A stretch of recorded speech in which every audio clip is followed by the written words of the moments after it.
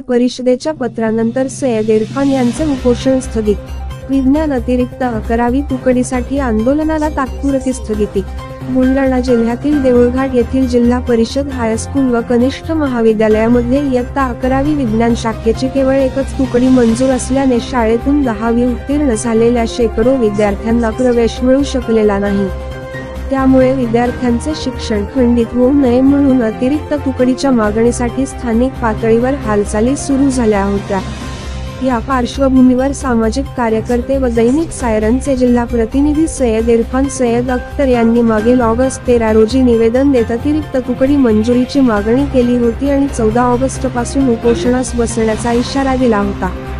मात्र त्यानंतर ऑगस्ट 13 रोजीच जिल्हा परिषदेच्या संबंधित अधिकाऱ्यांचे पत्र प्राप्त झाले. प्राचार्य RR सय्यद यांच्यामार्फत इयत्ता 11वी विज्ञान उर्दू माध्यम अतिरिक्त तुकडीसाठी प्रस्ताव दाखल करून पुढील कार्यवाही सुरू असल्याची माहिती या पत्रातून देण्यात आली. या घडामोडींचा मान राखून सय्यद इरफान यांनी आपले 14 ऑगस्टचे नियोजित उपोषण तात्पुरते स्थगित करण्याची घोषणा केली. मात्र लवकरच अतिरिक्त तुकडीला मान्यता न मिळाल्यास विद्यार्थ्यांच्या शैक्षणिक भवितव्यासाठी पुन्हा आंदोलन छेडण्याचा इशाराही त्यांनी दिला आहे.